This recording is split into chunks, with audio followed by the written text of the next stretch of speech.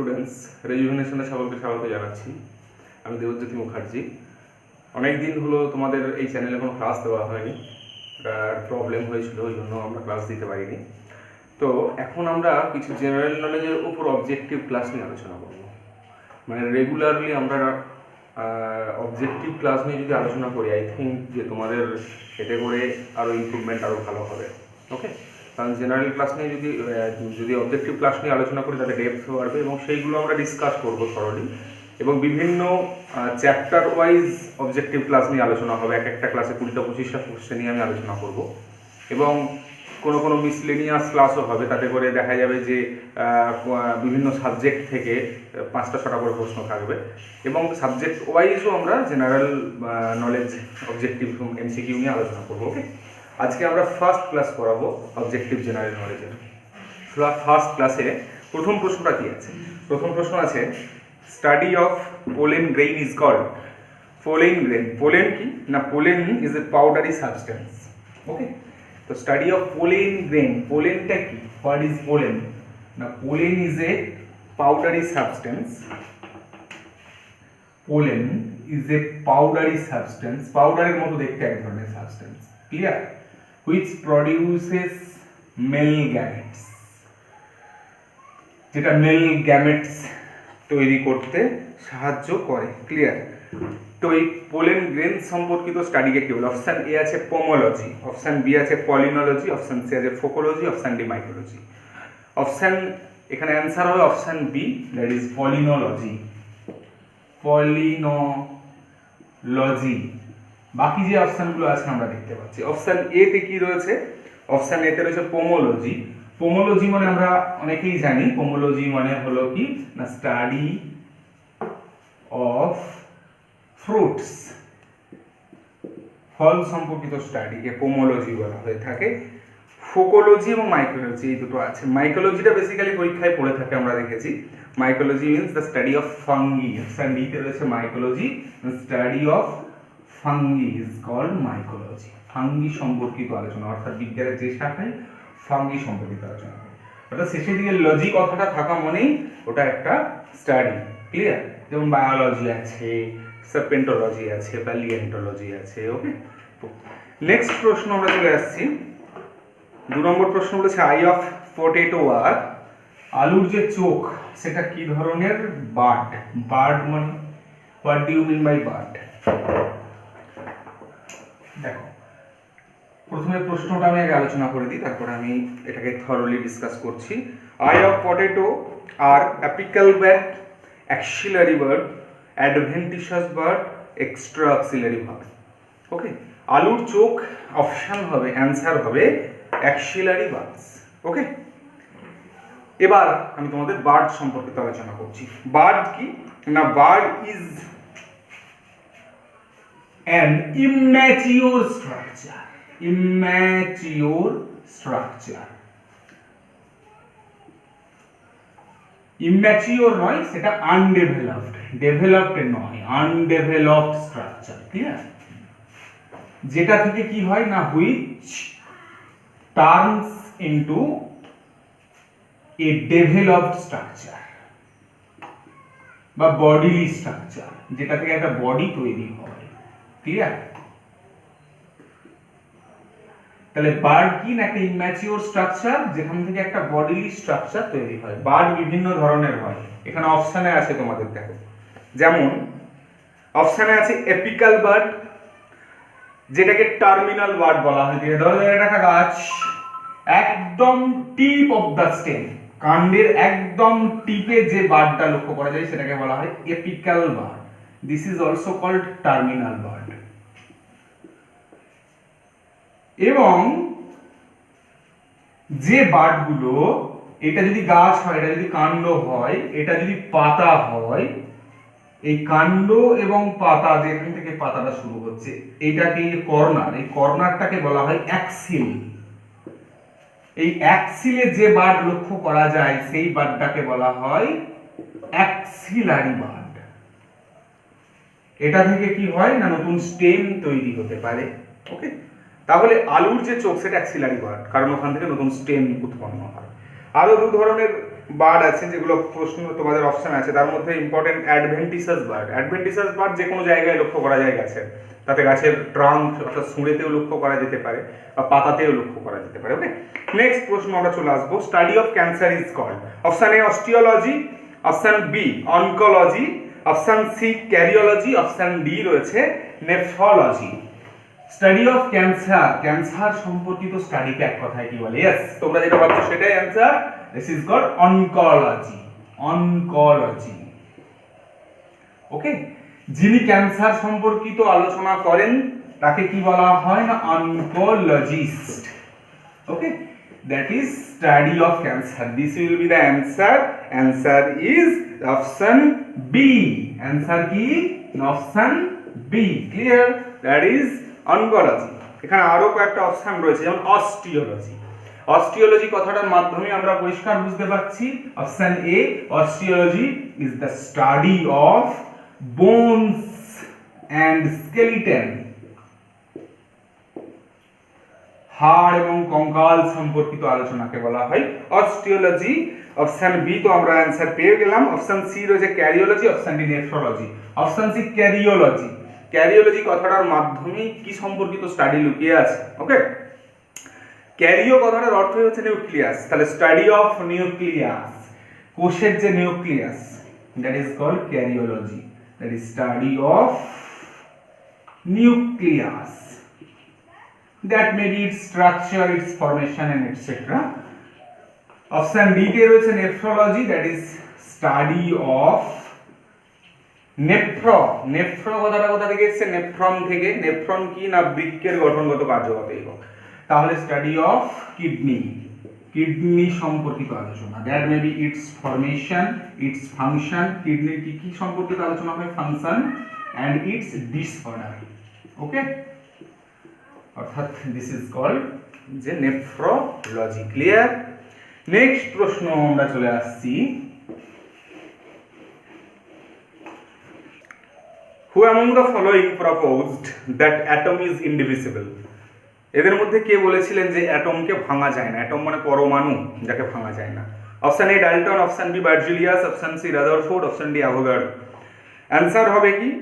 Definitely তোমরা জানো answer, that is John Dalton.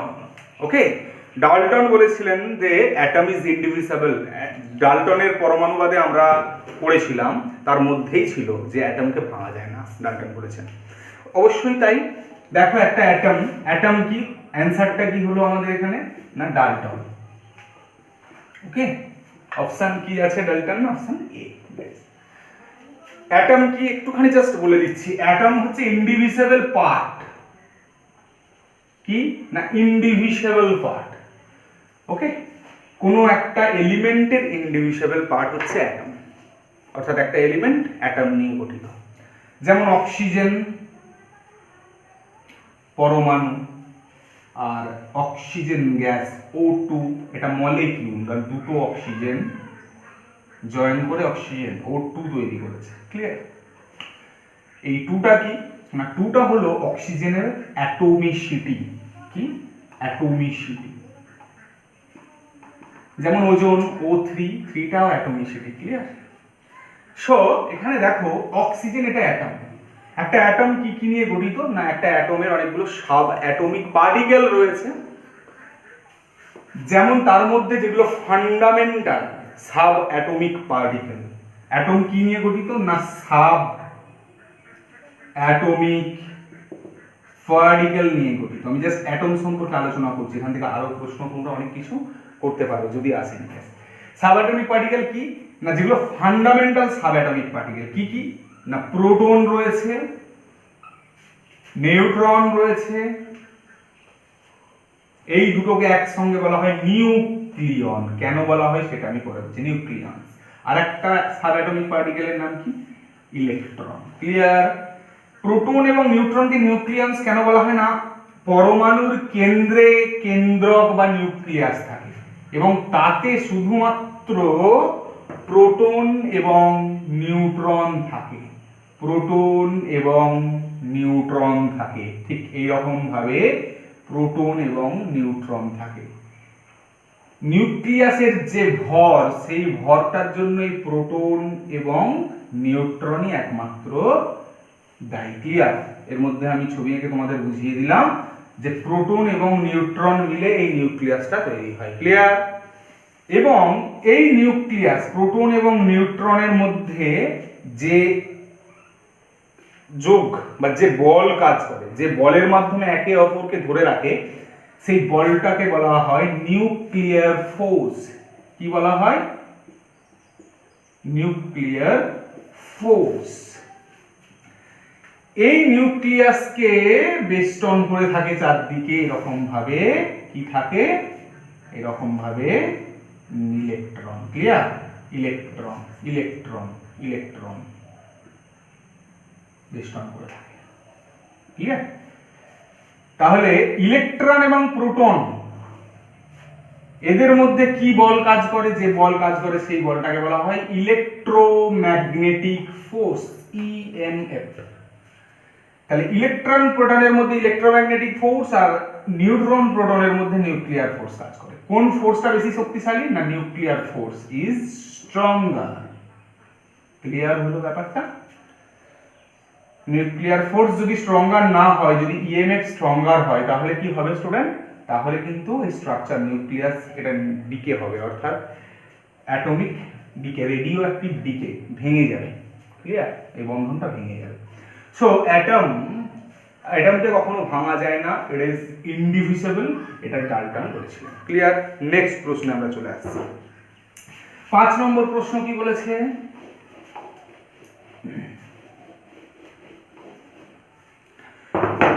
Yellow cake, an item of smuggling across border is. Yellow cake বলে একটা smuggling item রয়েছে, যেটা border থেকে প্রায়শই আমরা নিউজ পেপারেও দেখেছি বা আগেও এরকম হয়েছে, যেটা স্মাগলিং আইটেম একটা। ওকে, স্মাগলিং আইটেম কেন? কারণ এটা বেশিরভাগ ক্ষেত্রে চুরি হয়ে যায়। তো এই ইয়েলো কেকটা কি? What do you mean by yellow cake? Option A আছে crude form of heroin, a crude form of cocaine, a crude option C আছে ইউরেনিয়াম অক্সাইড, অপশন ডি রয়েছে আনরিফাইন্ড গোল্ড। অ্যান্সার কি হবে? অ্যান্সার হবে option C, that is uranium oxide. Answer option C, uranium oxide, UO2, uranium oxide. Uranium oxide কি বা yellow cake কি? না, yellow cake হলো ইউরেনিয়াম অক্সাইড। ইউরেনিয়াম অক্সাইড কিসে কাজে লাগে? না নিউক্লিয়ার পাওয়ারে কাজে লাগে। ওকে, এই ইয়েলো কেকটা ইনসিটু লিচিং পদ্ধতিতে এটাকে মাটির তলা থেকে তুলে নিয়ে আসা হয়। কিভাবে তুলে নিয়ে আসা হয়? না লিচিং পদ্ধতি। না, এই ইয়েলো কেক হলো একটা ইউরেনিয়াম কনসেন্ট্রেটেড পাউডার, একটা ইউরেনিয়াম কনসেন্ট্রেটেড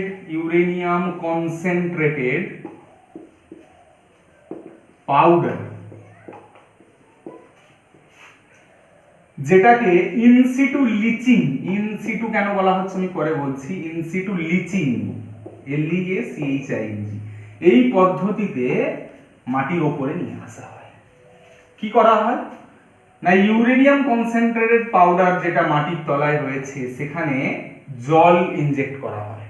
জল ইনজেক্ট করে এটাকে দ্রবীভূত করা হয়। দ্রবীভূত করার পর লিচিং পদ্ধতিতে এই দ্রবীভূত অংশটা, অর্থাৎ ইউরেনিয়াম ইমপ্রেগনেটেড ওয়াটার, যেটা অর্থাৎ ইউরেনিয়াম দ্রবীভূত জল, সেটাকে মাটির উপরে তুলে নিয়ে এসে পরবর্তীকালে ইউরেনিয়াম অক্সাইডকে কি করা হয়? ওখান থেকে এক্সট্রাক্ট করা হয় বা নিষ্কাশন করা হয়। এই পদ্ধতিটা কি বলা হয়? লিচিং পদ্ধতি। ক্লিয়ার? তোমরা ছবিটা দেখলে লিচিং এর বুঝতে পারবে। ক্লিয়ার? তাহলে ইয়েলো কেক কি? না একটা ইউরেনিয়াম কনসেন্ট্রেটেড পাউডার, যেটাকে ইনসিটু লিচিং এর মাধ্যমে উপরে তুলে নিয়ে আসা হয়। এটা কি ইয়েলো কেক বলা হয়। ক্লিয়ার? সো নেক্সট প্রশ্ন আমরা আলোচনা করব এবার। নেক্সট প্রশ্ন কি বলা হয়েছে? না an ideal gas is one which obeys gas law, Boyle's law, Charles law, Avogadro's law. Ideal gas কাকে বলবো আমরা? না what you mean by ideal gas? Ideal gas is আগে প্রশ্নটার অ্যান্সার বলে দিই। অ্যান্সার হবে এখানে গ্যাস ল। অ্যান্সার কি না গ্যাস ল। আইডিয়াল গ্যাস কি করে না গ্যাস ল মেনে চলে। এই গ্যাস ল এর মধ্যেই আমাদের লুকিয়ে আছে বয়েলস ল, চার্লস ল, অ্যাভোগাড্রোস ল। বয়েলস ল, চার্লস ল, অ্যাভোগাড্রোস ল। আইডিয়াল গ্যাস কাকে বলে? আইডিয়াল গ্যাস সেই ধরনের গ্যাস যার মলিকিউলগুলো একে অপরকে অ্যাট্রাক্ট করে না, তাকে আইডিয়াল গ্যাস বলবো। অর্থাৎ যে গ্যাসকে কখনোই আমরা লিকুইড এবং কঠিন অর্থাৎ সলিড এবং লিকুইডে ট্রান্সফার করতে পারি না, কারণ তাদের মধ্যে ইন্টারমলিকিউলার যে ফোর্স সেটা খুব কম হয়। ওকে, তাহলে আইডিয়াল গ্যাস কি করে না আইডিয়াল গ্যাস সবসময় গ্যাস লকে ওবে করে চলে। গ্যাস ল কি না চার্লস ল, বয়েলস ল এবং অ্যাভোগাড্রোস ল। ক্লিয়ার? এই চার্লস ল, বয়েলস ল, অ্যাভোগাড্রো ল, এই বয়েলস লকে বলা হয়, বয়েলস লটা কি? বয়েলস লটা আমি একটু জাস্ট বলে দিচ্ছি। বয়েলস লকে বলা হয় ভলিউম, প্রেসার রিলেশনশিপ। অর্থাৎ বয়েলস বলেছিলেন উনি তার সূত্রের মাধ্যমে যে স্থির তাপমাত্রা অর্থাৎ টেম্পারেচার, স্থির তাপমাত্রাতে সবসময় একটা গ্যাসের ভলিউম তার প্রেসারের সাথে ব্যস্তানুপাতিক হবে। তাহলে the volume will be inversely proportional to its pressure, exerted pressure। অর্থাৎ গ্যাসে যতটা প্রেসার দেওয়া হবে ভলিউমটা তার সাথে কি হবে ব্যস্তানুপাতিক হবে। অর্থাৎ প্রেসার যদি বেশি দেওয়া হয় ভলিউম কমবে, প্রেসার যদি কমানো হয় ভলিউম বাড়বে। অর্থাৎ pressure is inversely proportional to 1/v। Clear? Then we can say that volume is inversely proportional to 1/p. Okay? Charles law কি বলা হয়েছে না চার্লস ল এর মাধ্যমে বলা হয়েছে স্থির চাপে প্রেসারকে এখানে স্থির রাখা হয়েছে, প্রেসার কনস্ট্যান্ট, আর এখানে কি কনস্ট্যান্ট ছিল? Temperature constant.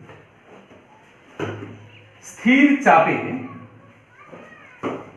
কোনো গ্যাসের তাপমাত্রা তার ভলিউমের সাথে সমানুপাতিক, T proportional to V। অর্থাৎ তাপমাত্রা বাড়ালে ভলিউম বাড়বে, তাপমাত্রা কমালে ভলিউম কমবে। That is V is proportional to T, it can be said।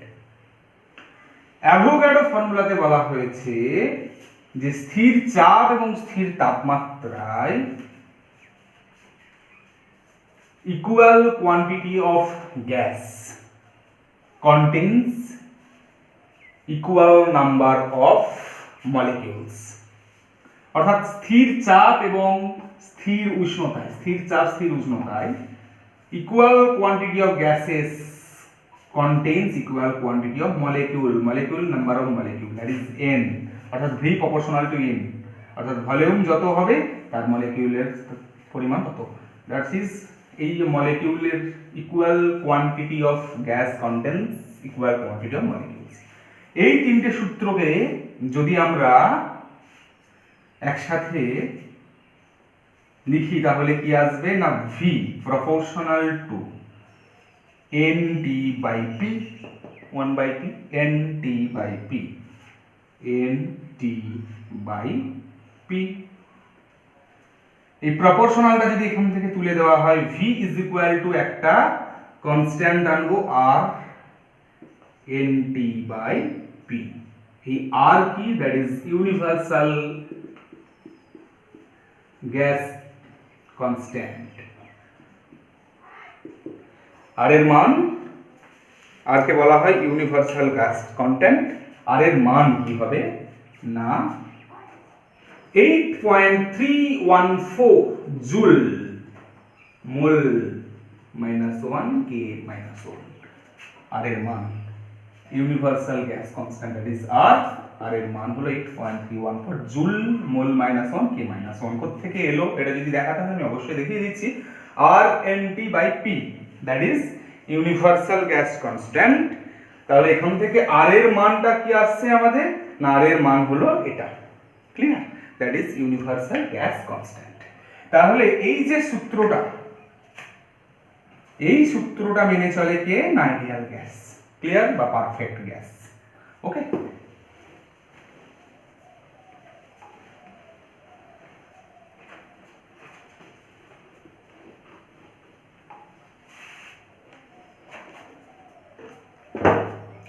এখানে পেলাম আমি V সমান R N T by P, that is we can say that R is equal to PV by NT, that is pressure into volume. P is equal to pressure, V is equal to volume, N is equal to number of molecule, that is called mole, T is equal to temperature. এটা মোল না লিখে number of molecule, number of molecule. আচ্ছা, এবার দেখো pressure মানে কি? Pressure কথাটার অর্থ কি? প্রেসার কথাটার অর্থ চাপ। চাপ মানে কি? না ফোর্স বাই এরিয়া, অর্থাৎ একটা বস্তু যে এরিয়ার মধ্যে আমি যতটা ফোর্স তৈরি দিচ্ছি, that is called pressure. Pressure মানে কি? না ফোর্স বাই এরিয়া, অবশ্যই মনে রাখতে হবে ফোর্স বাই এরিয়া। তার সাথে কি পেলাম? ভলিউম। ভলিউম কথাটার অর্থ দৈর্ঘ্য ইনটু প্রস্থ ইনটু উচ্চতা, আয়তন। অর্থাৎ ভলিউমের ডাইমেনশন কি হবে? ডাইমেনশন হবে লেন্থ। লেন্থেরই ডাইমেনশন, দৈর্ঘ্য প্রস্থ উচ্চতা তিনটেই একটা করে লেন্থ। আমি আগে তোমাদের ক্লাস করিয়েছি, ইউনিট অ্যান্ড মেজারমেন্ট দেখলেই বুঝতে পারবে। লেন্থ তার হোল কিউ, আর এরিয়া, এরিয়াটাকে আমরা কি করতে পারি? দৈর্ঘ্য ইনটু প্রস্থ, দ্যাট ইজ লেন্থের স্কয়ার। Yes or no? হবেই এটা, লেন্থের কিউ ভলিউম লেন্থ স্কয়ার। নিচে কি পড়ে রইল? মোল, অর্থাৎ নাম্বার অফ মলিকিউল, এর ডাইমেনশন কি? মোল। টেম্পারেচারের ডাইমেনশন কি? Within third bracket K. Okay, length square আর লেন্থ কিউ যদি কাটাকাটি করি এখানে চলে আসবে লেন্থ একটা। ক্লিয়ার হলো ব্যাপারটা? তাহলে ফোর্স ইনটু লেন্থ কি পেলাম আমরা এখানে? দেখো ফোর্স ইনটু লেন্থ। লেন্থ মানে একটা displacement, yes or no? Length, length মানে ডিসপ্লেসমেন্ট। লেন্থকে আমরা ডিসপ্লেসমেন্ট আকারেও লিখতে পারি, কারণ ডিসপ্লেসমেন্টেরও ডাইমেনশন লেন্থ, দৈর্ঘ্যেরও ডাইমেনশন লেন্থ, সবই ডাইমেনশন লেন্থ। তাহলে ডিসপ্লেসমেন্ট মানে সরণ, ফোর্স ইনটু ডিসপ্লেসমেন্ট বাই এলো। ফোর্স ইনটু ডিসপ্লেসমেন্ট মানে আমরা জানি ওয়ার্ক, কাজ। Yes or no? Force into displacement মানে কাজ, অর্থাৎ কোনো বস্তুতে বল প্রয়োগ করলে তার যদি সরণ ঘটে সেটাকে কাজ করা বলছে। তাহলে ফোর্স ইনটু ডিসপ্লেসমেন্ট মানে work done by within third bracket mole within third bracket K. ব্যাস, এবার একক তৈরি করছি আমি। কাজের একক কি? কাজের এসআই পদ্ধতিতে একক হচ্ছে জুল। ওকে, মোল, অর্থাৎ নম্বর অফ মলিকিউলের একক কি? মোল। যেহেতু ওয়ার্ক ডানের নিচে পাই আছে, তাহলে মোল টু দি পাওয়ার মাইনাস 1 হবে, kelvin to the power minus 1 হবে। এককটা কিভাবে পেলাম বোঝা গেছে? Joule mole to the power minus 1 K to the power minus 1, that is the unit of universal gas constant, that is called 8.314 joule mole to the power minus 1 k to the power minus 1. Okay, next প্রশ্নে আমরা চলে আসছি।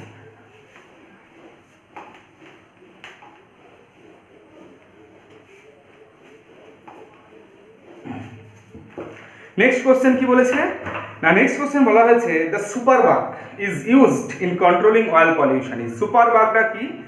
না, superbug হচ্ছে একটা bacterial strain. Option C answer হবে bacterial strain. Superbug bacterial strain, that is called superbug, যেটা পলিউশনকে কন্ট্রোল করার জন্য, অয়েল পলিউশনকে কন্ট্রোল করার জন্য ব্যবহার করা হয় এই পদ্ধতিটা। ক্লিয়ার? এই ব্যাকটেরিয়াল স্টেন।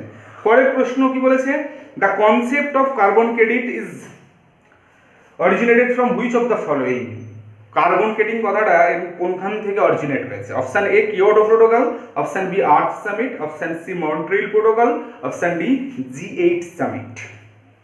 তোমরা সবাই জানো কার্বন ক্রেডিট কথাটা আমরা কিয়োটো প্রোটোকল থেকে পেয়েছি। অপশন এ অ্যান্সার কি হবে? Option A, that is Kyoto protocol. এই কিয়োটো প্রোটোকল কথাটা জাপানের কিয়োটো নামক একটা শহরে এই প্রোটোকলটা স্বাক্ষরিত হয়েছিল। কিয়োটো প্রোটোকল কি না একটা ইন্টারন্যাশনাল ট্রিটি। কিয়োটো প্রোটোকল কি না একটা ইন্টারন্যাশনাল ট্রিটি বা একটা আন্তর্জাতিক চুক্তি, যেটা জাপানের কিয়োটো শহরে স্বাক্ষরিত হয়েছিল অন 11th ডিসেম্বর 1997। 1997 সালের 11ই ডিসেম্বর এটা স্বাক্ষরিত হয়েছিল জাপানের কিয়োটো শহরে, এবং যেটা 2005 সালের 16 ফেব্রুয়ারি কার্যকরী হয়, কেম ইনটু এফেক্ট। এই কিয়োটো প্রোটোকল যে চুক্তি, সেই চুক্তির মধ্যে কি বলা হয়েছিল? এই চুক্তির মধ্যে বলা হয়েছিল যে কি না to control emission of greenhouse gas, GH gas মানে গ্রিনহাউস গ্যাস এমিশন কন্ট্রোল করা। ওকে, এর মধ্যেই একটা কথা, যেমন কার্বন ক্রেডিট, এই কথাটা আমরা তখন থেকে এক্সট্রাক্ট করেছি। কার্বন ক্রেডিট কথাটাই কিয়োটো প্রোটোকল থেকে পাওয়া গেছে। কার্বন ক্রেডিট কথাটার অর্থ কি না এক কার্বন ক্রেডিট কথাটার অর্থ হচ্ছে তুমি 1 টন কার্বন ডাই অক্সাইড বাতাসে তুমি ইমিট করতে পারবে। তার জন্য তোমার অর্থাৎ কার্বন ক্রেডিট হলো একটা চুক্তি, ডেফিনেটলি অবশ্যই না। এটা কি করে না গ্রিনহাউস গ্যাস, বাতাসে যে গ্রিনহাউস গ্যাসের এমিশন সেটাকে রিডিউস করে কার্বন ক্রেডিট। ওকে, একটা কার্বন ক্রেডিট মানে কি তোমার একটা পারমিট, যে কোনো একটা কোম্পানি পারমিট পেল যে এতটা কার্বন ডাই অক্সাইড সে বাতাসে প্রেরণ করতে পারবে, এর বেশি প্রেরণ করতে গেলে তোমাকে কার্বন ক্রেডিট নিতে হবে। একটা কার্বন ক্রেডিট নিলে তুমি 1 টন কার্বন ডাই অক্সাইড বাতাসে প্রেরণ করতে পারবে। ওকে, তাহলে কার্বন ক্রেডিটটা কি না একটা পারমিট। কিসের পারমিট না বাতাসে carbon die oxide এমিশনের permit. Carbon credit নিলে তবে তুমি বাতাসে কার্বন ডাই অক্সাইড এমিশন করতে পারবে। ধরো একটা কোম্পানিকে বলা হলো যে তুমি বাতাসে m কোয়ান্টিটির কার্বন ক্রেডিট প্রেরণ করতে পারবে, তার বেশি সে কোম্পানিটা যখন দেখছে যে আমাকে n কোয়ান্টিটির কার্বন ডাই অক্সাইড বাতাসে প্রেরণ করতে হবে, কিন্তু আমি o কোয়ান্টিটির কার্বন ডাই অক্সাইড বাতাসে প্রেরণ করি যেটা n এর চেয়ে বেশি, তাহলে আমাকে n কোয়ান্টিটির কার্বন ডাই অক্সাইড প্রেরণ করতে গেলে আমার মেশিনারিগুলোকে কি করতে হবে না নতুন মেশিনারি আমাকে আরো ইনস্টল করতে হবে, এবং নতুন মেশিনারি ইনস্টল করতে আমার প্রচুর খরচ। তখন সে কি করবে, ও কোয়ান্টিটির যেহেতু কার্বন ডাই অক্সাইড বাতাসে প্রেরণ করে, যেহেতু সেটা এটা থেকে বেশি, তখন ওকে কার্বন ক্রেডিট নিতে হবে। ওকে, কার্বন ক্রেডিট নিয়ে সেই কোয়ান্টিটির কার্বন ডাই অক্সাইড বাতাসে প্রেরণ করতে পারে। ক্লিয়ার?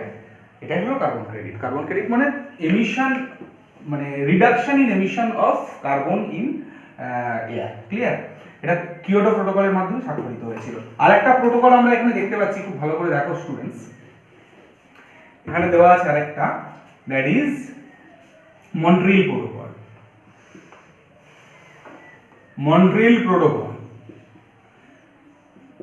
মন্ট্রিল কোথায় না কানাডার একটা শহর হচ্ছে মন্ট্রিল। ওকে, কানাডার second most popular city Montreal.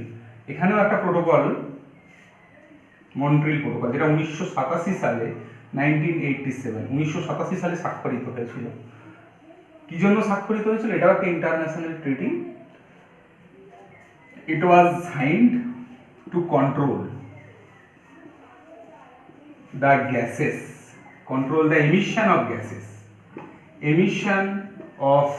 gases which are responsible for ozone depletion, অর্থাৎ ওজোন স্তরের ভাঙনের জন্য যে সমস্ত গ্যাসগুলো দায়ী, সেই সমস্ত গ্যাসগুলোর এমিশন কন্ট্রোল করার জন্য মন্ট্রিল প্রোটোকল স্বাক্ষরিত হয়েছিল 1987 সালে কানাডার মন্ট্রিল নামক একটি শহরে। Clear? This was called Montreal protocol. এবং এটা 1989 সালের 1 জানুয়ারি এফেক্ট পেয়েছিল। 1989 সালের 1 জানুয়ারি, আর 1987 সালের 16 সেপ্টেম্বর স্বাক্ষরিত হয়েছিল। ক্লিয়ার? 1987 সালের 16 সেপ্টেম্বর মন্ট্রিল প্রোটোকল স্বাক্ষরিত হয়েছিল এবং 1989 সালের 1 জানুয়ারি এটা এফেক্ট পেয়েছিল। ক্লিয়ার? এই হলো দুটো প্রোটোকল, খুব ইম্পর্টেন্ট প্রোটোকল, মনে রাখবে। নেক্সট প্রশ্ন আমরা চলে আসছি। নেক্সট প্রশ্ন বলা আছে যে the shape of rain drop is spherical due to, জলের যে ড্রপ, রেন ড্রপ, জলের বিন্দু কেন স্ফেরিক্যাল হয়, কি কারণে স্ফেরিক্যাল হয়? স্ফেরিক্যাল মানে কি না গোলক আকৃতি হয় জলের বিন্দু।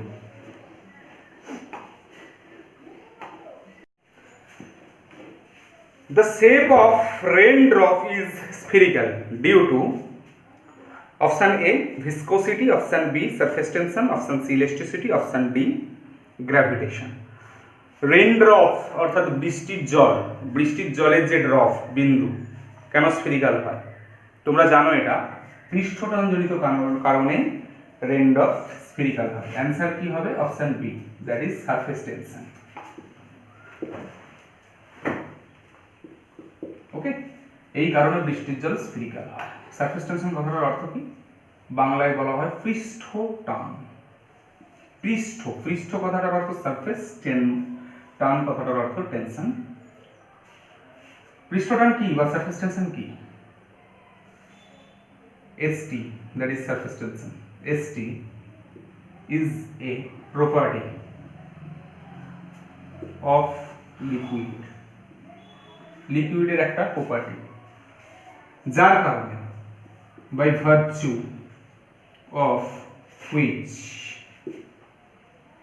it acquires minimum surface area.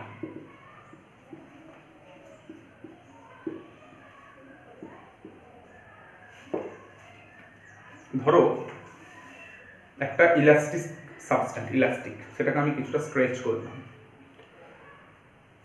Stretch করার পর ইলাস্টিক যে সাবস্ট্যান্সটা, এটা ধরো ইলাস্টিক সাবস্ট্যান্স, স্ট্রেচ করার পর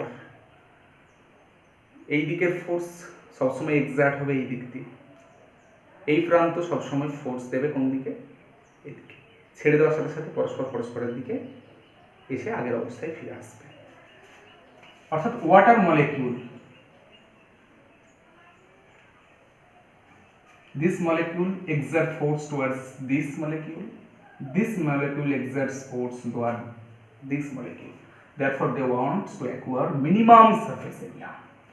তারা এটা মিনিমাম সারফেস এরিয়া অ্যাকুয়ার করতে চায়, এটা কি বলা হয়? সারফেস টেনশন বা পৃষ্ঠটান।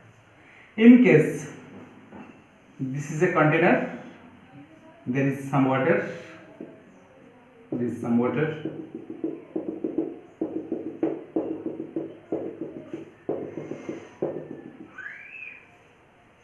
and I am drawing an imaginary line of unique length. This is imaginary line, I think. Drawing, this is an imaginary line, that is unique length. Okay, এই imaginary যে লাইনটা রয়েছে, এই ইমাজিনারি লাইনের এই দিকে যে ওয়াটার আছে, সেই ওয়াটার ফোর্স ক্রিয়েট করবে এইদিকে, আর এদিকে ওয়াটার ফোর্স ক্রিয়েট করবে এইদিকে, that is force force force force force. I think the total force is F,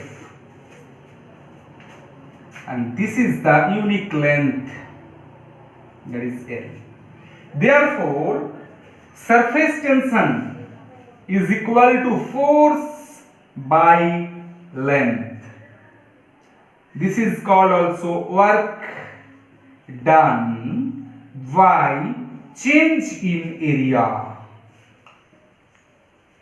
How is this possible? Work means here, আমি এটা বুঝিয়ে দিচ্ছি। Work means force into displacement. Area means length square. Force by length ছিল, আমি যদি ফোর্সের সাথে একটা লেন্থ গুণ করি, ফোর্স ইনটু ডিসপ্লেসমেন্টের ডাইমেনশন লেন্থ, আর একটা এল এর সাথে গুণ করতে হবে, তবে ইকুইলিব্রিয়াম হলো দুইটা। তাহলে দেখো work done by changing area হলো L into L, L square, that is area, force into displacement, that is work done by changing area. This is called surface tension. Okay, What is the unit of surface tension? That is joule per meter square. That is the unit of surface tension.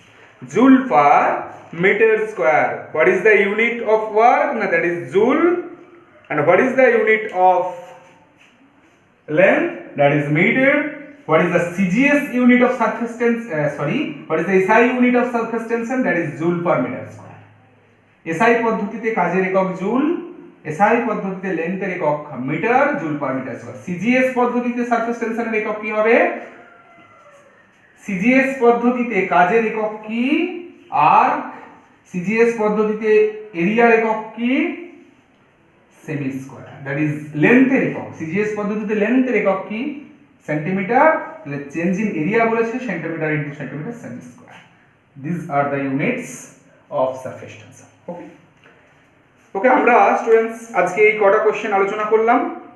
এর পরের ক্লাসে আমরা আরো কিছু প্রশ্ন আলোচনা করব। ওকে, আজকে 9টা প্রশ্ন আলোচনা করলাম। আই থিংক যে ডিসকাশন হলো তোমরা এই 9টা প্রশ্ন থেকে আরো অনেকগুলো প্রশ্নের অ্যানসার তোমরা করতে পারবে, কারণ এখান থেকে প্রচুর প্রশ্ন হয় এই ডিসকাশনগুলো। ক্লিয়ার? তোমরা এই ভিডিওটা খুব ভালো করে দেখো এবং খাতাতে পয়েন্ট ডাউন করে রাখবে প্রত্যেকটা প্রশ্নের অ্যানসার এবং সেই সঙ্গে ডিসকাশনগুলো তোমাদের যাতে ভবিষ্যতে সুবিধা হয়। ওকে, সকলকে ধন্যবাদ। Thank you.